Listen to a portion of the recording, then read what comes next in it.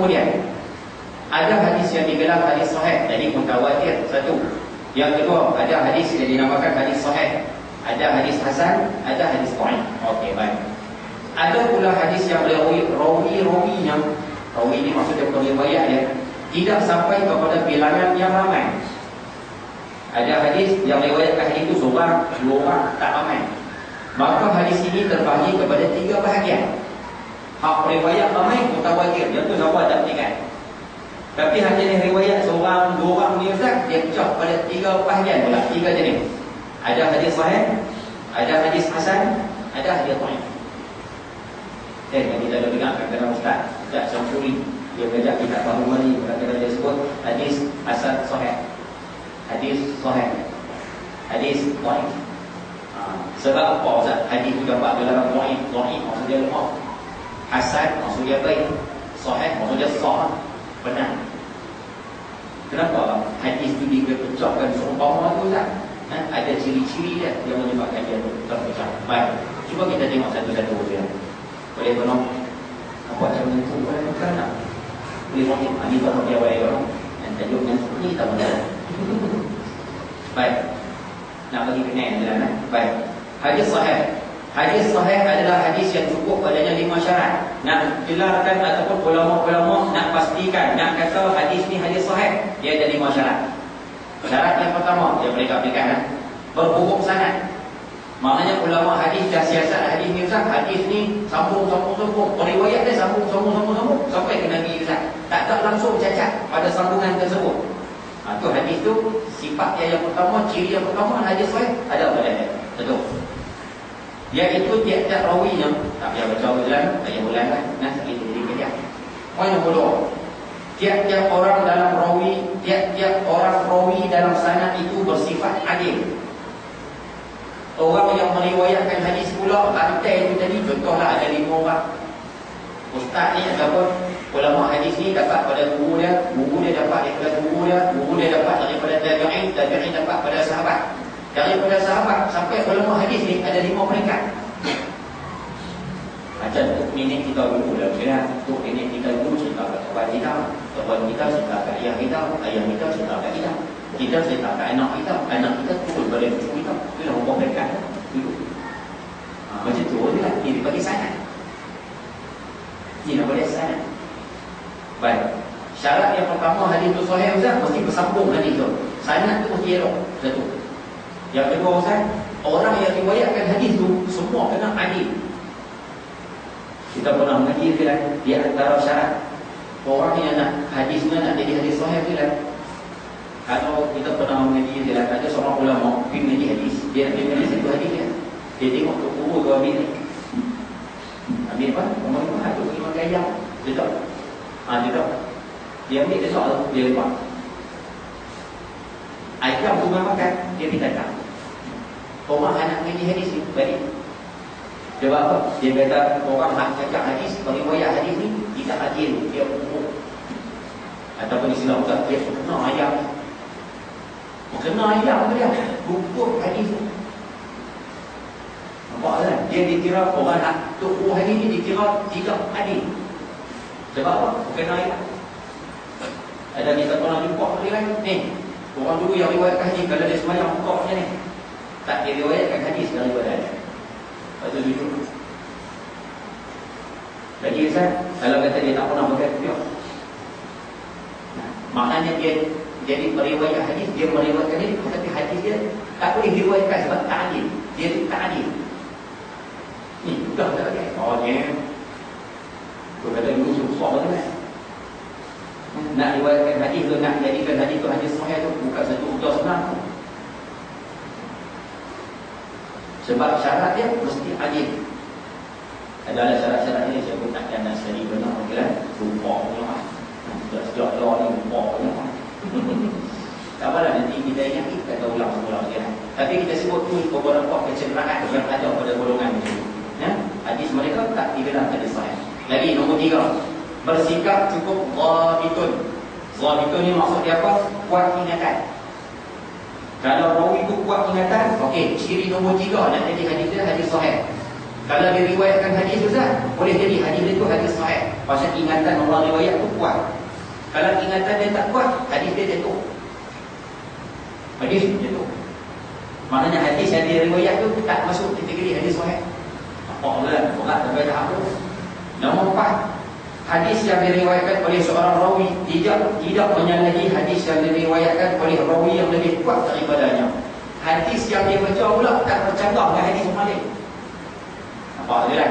Itu syarat nombor 4. Dan syarat nombor 5, hadis yang diriwayatkan itu tidak ada mengandungi illah ataupun kecacatan dalam hadis.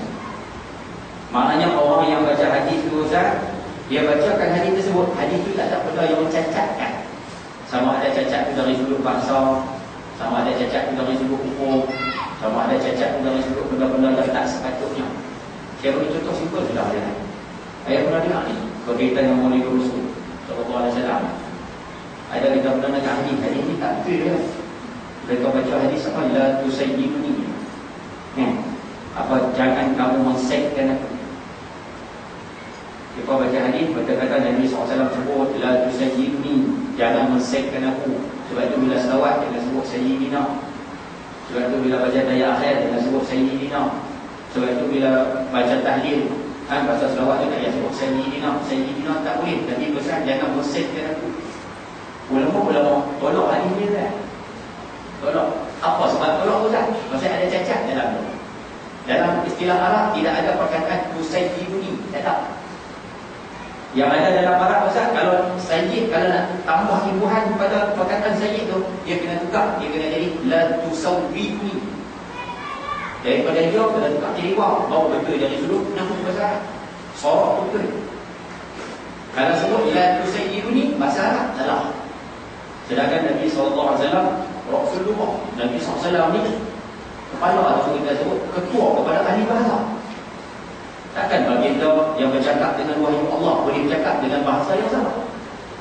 Sebab tu hadis itu mutlak. Habis tu tak boleh tak sebut sayyidini tak, sayyidina tu boleh sebut tak. Allah. Hadis sahih riwayat Imam Muslim. Ayat sebut pada kami baca selawat, kita nak minta tambah sayyidina, kita tambah dan baca tahlil. Allahumma salli afdal salati ala as'ali makhluqah jika habibillah, sebut Muhammad ya, sebutlah sayyidina Muhammad. Dia sebut Muhammad ya. Kalau kau tu dapat tattoo, kita bagi dia tattoo. Dia dapat tansri, kita bagi dia tansri. Gelaran dia juga. Dia gelaran Nabi SAW sayyidina. Ada orang kata mana kalau Nabi besar sayyidina, tak pernah Nabi tak pergi sebut dah. Hadis sahih riwayat Imam Muslim. Bukan ada hadis Nabi sebut ana sayyidu waladi Adam. Aku ni penghulu kepada semua anak Adam. Wala fakhrul, bukan Allah. Nabi sebut ana sayyid. Aku penghulu semua anak Adam. Itu gelaran penghulu. Jadi bila kita selawat pada Nabi SAW sebutlah sayyidina. Faham tak? Nampak tak? Itu contohlah hadis yang ada cacat di situ. Nah, selesai. Jadi syarat hadis sahih dia mesti ada 5 tu. Hubung sanad 1, yang kedua Ustaz Allah Rasulullah Muhammad, riwayatnya adil, yang ketiga kuat ingatan, yang keempat hadisnya tak bercanggah dengan orang lain, dan yang kelima hadisnya tak ada cacat. 5 syarat itu selesai, hadis itu digelar hadis sahih. Selesai. Satu. Yang kedua hadis hasan. Hadis hasan, hadis baik, ialah sama dengan hadis sahih tentang syarat-syaratnya tersebut. Sama macam hadis sahih tadi syarat-syaratnya. Hanya berbeza tentang sifat adil dan sifat dhabit rawi. Beza kat situ ya. Iaitu sifat adil dan sifat dhabitnya tidak cukup penuh. Hadis tersebut Ustaz, kalau kata dari sudut sanad cantik, susunan tali dia tu cantik, okey. Hadis tu tak bercanggah dengan hadis lain, okey. Hadis tu tak ada cacat Ustaz, okey. Tapi periwayat hadis tu Ustaz, ingatan dia tak kuat. Nah, mungkin dia ada banyak lupa dan sebagainya Ustaz. Ingatan dia tak macam apa ni, ingatan dia banyak dan lupa Ustaz. Baik, 1, 4. Yang kelima Ustaz, dia pun tak cukup adil Ustaz. Ada juga syok sekali sekala. Mungkin kita lupa pakai dah, ada sekali sekala lepak macam tu kan. Baik, yang lepak juga apa daya, bagus juga. Bila ada syarat-syarat seumpama tu, bila ada benda tersebut, hadis yang dia riwayatkan daripada sahih turun pada hasan. Sebab boleh nampak je lah. Itu ada kat situ ya. Kita pada periwayat hadis, tengok pada tuan. Baik, selesai. Dua. Yang ketiga, hadis dhaif. Hadis dhaif ialah tiap-tiap hadis yang tidak cukup padanya 5 syarat yang tersebut. Bila tak cukup 5 syarat tu, ada satu cacat kalau saya, hadis tu akan jadi hadis dhaif. Contoh, saya bagi satu uliran. Ada orang bicara tentang hadis musalsal, Allah SWT.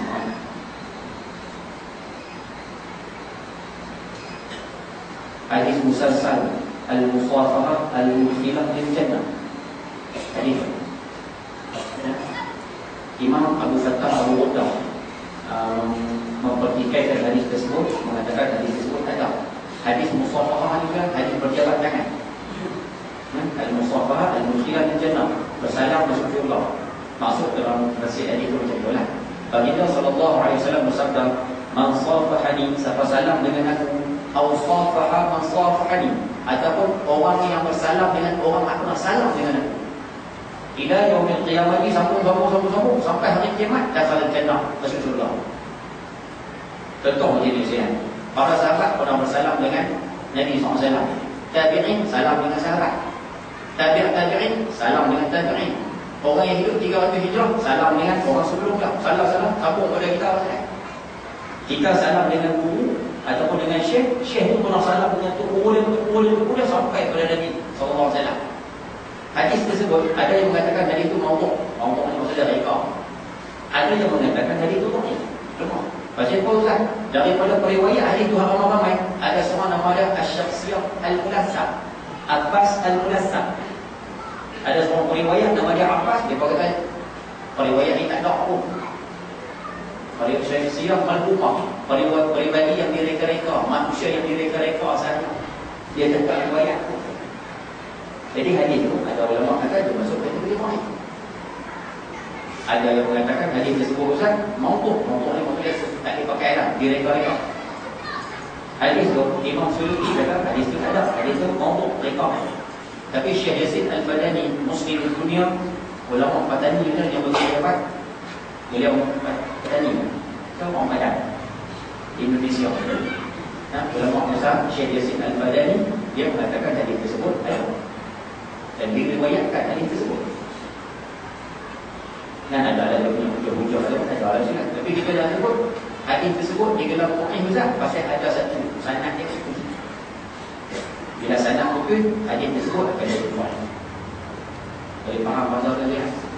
Maknanya kalau ada cacat sikit Ustaz, tapi cacat yang tidak terlalu besar, hadis itu akan jatuh darjah dhaif. Baik. Sikit lagi ujian nak biar. Nama ni kita baca hadis sudahlah. Bulan depan baru kita baca. Pada kitab baru jadi kan. Sebab kitab ni kan cantik ni. Hadis yang kita nak bincang bukan semua cantik-cantik kita tahu.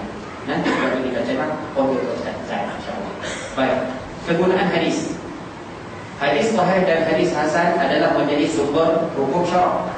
Hadis sahih, hadis hasan, dua-dua boleh pakai apa hujah, tak ada masalah. Untuk diamalkan dan untuk dijadikan hujah boleh pakai. Sahih boleh pakai, hasan boleh pakai. Hadis dhaif pula hanya boleh digunakan untuk menyatakan kelebihan satu-satu amal supaya dikerjakan. Hadis sahih, hadis dhaif boleh pakai untuk fadail amal saja. Baik, yang boleh tengok apa tak contoh pakai? Allahumma shalli ala Muhammad. Kitab fadail amal tu apa tu? Golongan takdir. Kan ada bayan hadis semayang tu dia baca. Kadang-kadang di dalam kitab tersebut ada hadis dhaif Ustaz. Boleh kalau kita dengar hadis tu?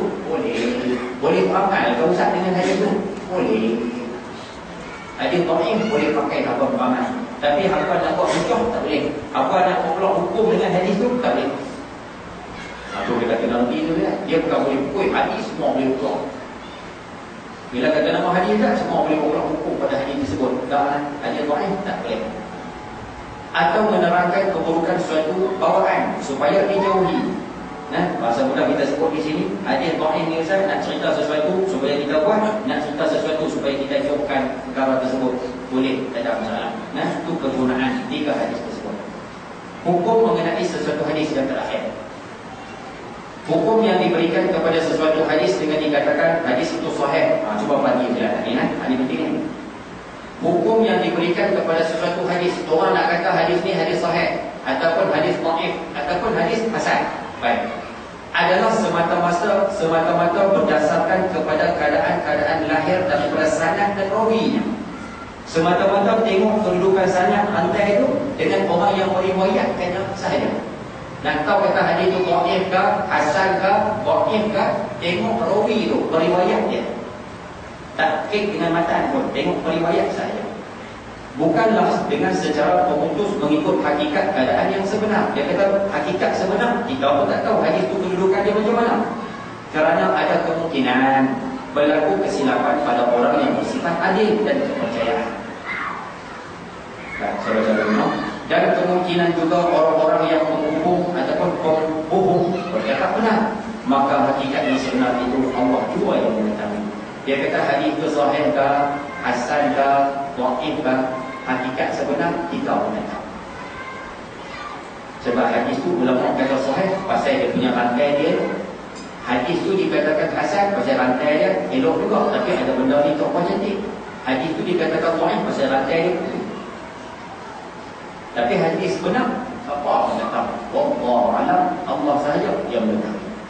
Sebab itu kita pesan banyak kali sekalian, kalau kata hadis itu ada dhaif sekalipun, hakikat sebenar kita pun tak tahu adakah dia betul-betul dhaif ataupun dia sebenarnya sahih, kita pun tak tahu. Tapi kalau kata hadis itu hadis sahih, sanadnya baik dan sebagainya, kita terima hadis itu sebagai hadis sahih.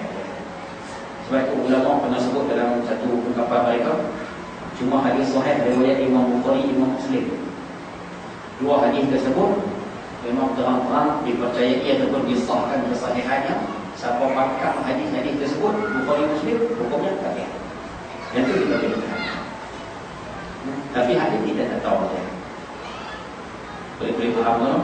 Sebab hadis dhaif, ulama memiliki terima hadis tersebut boleh pakai untuk perbuatan-perbuatan amalan, insya-Allah. Jadi yang sekalian, itu sebab sedikit istilah tentang ilmu hadis ataupun ilmu hadis. Mudah-mudahan ambil pengajaran mutawatir, sahih, hasan, dhaif. Jadi kita ertilah. Lepas ni bila sebut hadis sahih, kita tahu apa maksud hadis sahih. Bila baca hadis dhaif, kita tahu. Hadis maudhu' pun kita erti, insya-Allah. Pada mana akan datang, kita akan tengok tentang hadis yang pertama. Nabi SAW nak pesan kepada kita tentang sebaik-baik perkataan dan sebaik-baik pimpinan yang ada di dalam Islam. Dan pimpinan maksudnya sebaik-baik panduan yang ada di dalam Islam. Nanti kita akan bicara hadis ini. Jadi ini cantik. Cuma kita cadang sekali ini, kita ada duit di bawah. Dan siapa yang nak order kita, boleh pesan pada saya dulu. Boleh berjaya, insya-Allah. Dan juga boleh kita boleh jadi. Saya mungkin orang macam kau sama sekalian. Saya terakhir. Saya sebut tentang dua manusia yang mimpi kepada mimpi jalan. Sebut. Boleh. Boleh apa? Baik. Kita nak sebut sikit lah. Oleh kerana sekarang kita masih lagi dalam bulan Rabiul Awal, kita nak minta kalau boleh Ustaz banyak-banyakkan selawat kepada Nabi sallallahu alaihi wasallam. Minimum kalau boleh sehari buatlah 3 kali kalau boleh. Kalau boleh. Tak boleh 1, tak boleh 10. Tak dapat 10 3 tak dapat 1. Dan baik. Ada hukum ini kalau kita dengar pula Syekh Nuruddin Marfu Al-Badri Al-Makki. Dia sebut ada dua manusia yang muka bumi ni tiap malam hidup mimpi kepada Nabi SAW. Baik. Yang pertama, manusia yang bernama Anas bin Malik radhiyallahu anhu, khadam Nabi SAW. Tiap malam hidup mimpi kepada Nabi SAW. Daripada umur 20 lebih sampai meninggal dunia umur 100. Maknanya 80 tahun mimpi hidup jumpa Nabi SAW. Hidup mimpi jumpa Nabi SAW. Apa kelebihan dia Ustaz? Dalam kitab sejarah sebut dia tak ada pun sembahyang 1000 rakaat, tak ada. Baca Quran sehari 8 kali, tak ada. Apa puasa dia hari, tak ada. Cuma dia ada satu je. Waktu baginda SAW hidup dia, dia cukup menjaga adab dia dengan Nabi SAW. Tak pernah cakap kasar, tak pernah lupa, tak politik, tak pernah buat ribuan pada Nabi SAW. Adab dia cukup baik dengan Nabi SAW. Allah bagi mimpi dia tiap malam. Betul. Adab masih dia hidup. Jadi mungkin kita tak boleh nak tipu je lah.